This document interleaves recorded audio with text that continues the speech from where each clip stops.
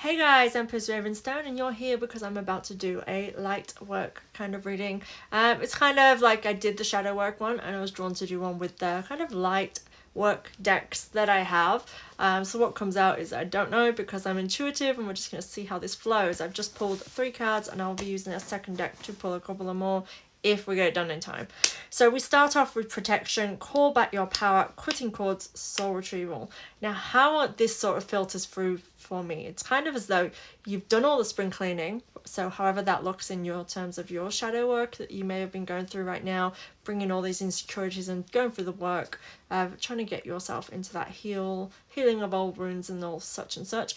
This to me is like you've done the spring cleaning, it's now time for you to start filling this is the metaphor that I'm going with this, with the spring cleaning, is then start filling things with love and light. And basically when we look at it as ourselves like a home, so we've spring cleaned the home, you then start decorating and putting out your ornaments, you cleanse them, you kind of put them back in place and making your space feel comfy and loved. And to me this is exactly what calling back your power is in terms of the body, is you start filling it with joy and the things that you love. You call back the very essence of things that bring spark and joy into your life. That's your soul retrieval. You're being within your own essence of creation, of love, and calling that all back to you, because again you've done the work to clear out the things which is making your aura foggy, making it all like everything all not in alignment with who you are and what you want to be doing with your life, right? So now is the time to be calling that back and doing the things that do spark and bring joy. The middle card is mirror. We have who or what is triggering you, which with this I kind of get this sense of, again, things being revealed to you that shows you what is like kind of what still needs to be shifted and moved away from you. This is about really doing things in alignment with intention of what's in your best interest, right? So I feel like if there is anything that is triggering right now, it's trying to show you. It's like looking in the mirror, this is what needs to shift, this is not in alignment with you, and that being highlighted.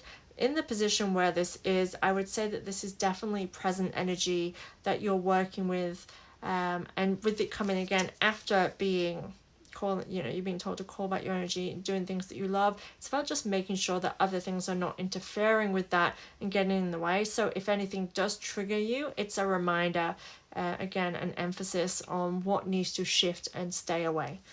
Awakening, energetic upgrades, a new way of being, integration. So again, working in alignment of what brings you joy and brings you back into alignment of this new energy. I do feel like really the way that the energy is shifting so much more dramatically than it ever has in our own lifetime, is that we really are in a whole different time. And it's really strange, but like I'm probably showing my age, but obviously we all thought, oh no, the world's going to end when it comes to the year 2000, right? Everyone's like, oh, it's going to be like this major, there's always these major things that are going to happen and we're all going to die or whatever, or the world's going to change. But if we actually look at it, the energy and the lives and the people and the way that we lived back then to how, so year 2000, sorry, and then we go to 2012, that's the end of the calendar. Oh no, doom, gloom, we don't know what's going to happen.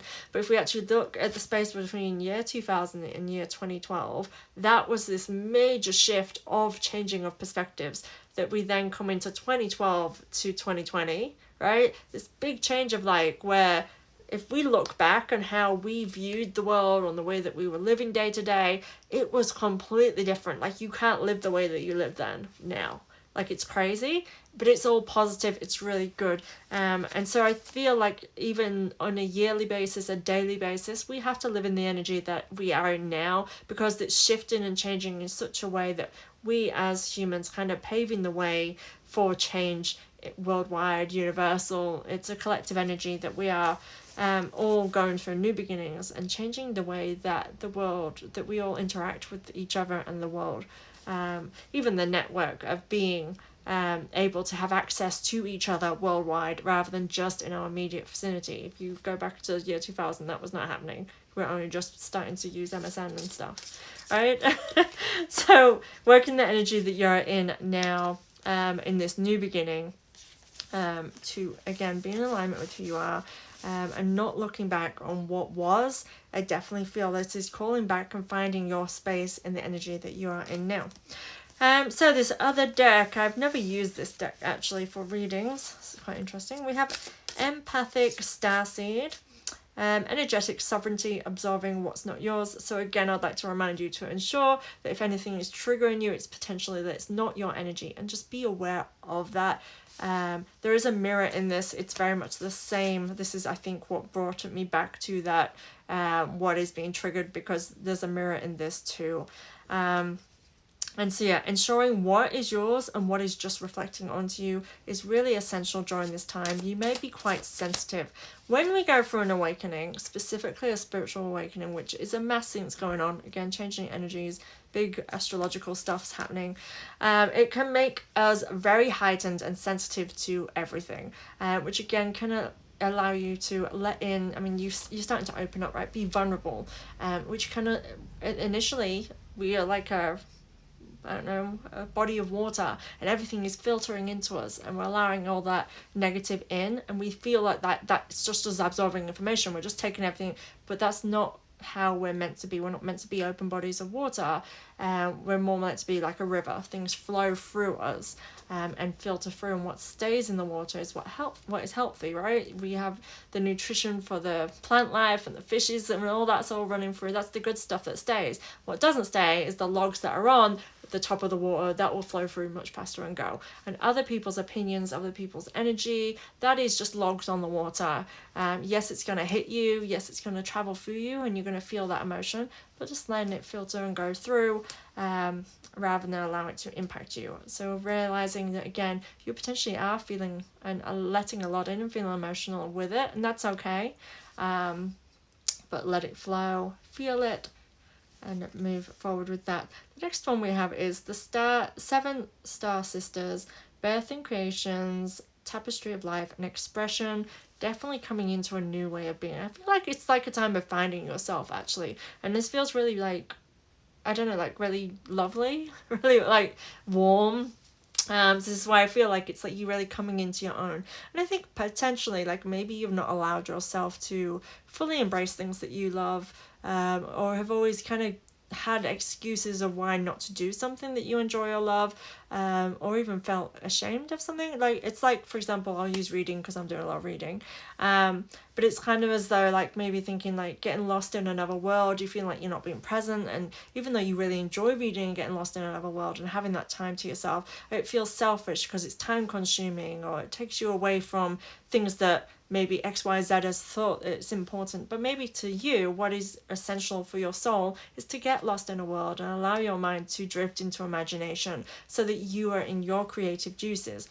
It takes creative juices to live authentically, to do the mundane of things, because when you are feeling creative and full of life, you are able to do things that, again, are responsibilities and duties with more of a lighter heart.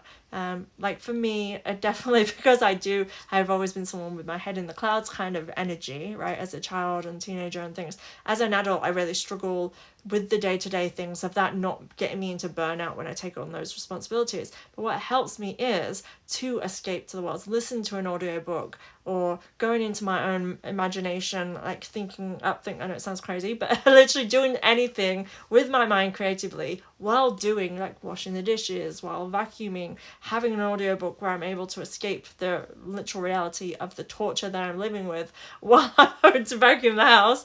Like, it sometimes feels like that kind of energy for me, but having to have my outlet makes me able to do those things. And I kind of want you to realize that your way is your way, and that's what's going to make you feel more fulfilled in life when you are being more authentic with yourself. We have 2 more cards and less than a minute. Blue Flame and Water Your Garden. Spontaneous Awakening, Activation, Integration Time, which is twice you've had that come through in different cards. We also have Nourishment, Body Care, Tenderness, Rest. So realize that you are going through a time of evolution within your own self, and really coming into your own. Give yourself the love, self-love, compassion and care that you would anyone else, the empathy that you deserve, and make sure you'll be careful of other people's opinions and nurture yourself to the best of your ability. Thank you guys for being here. Please hit that subscribe, and I'll see you next time.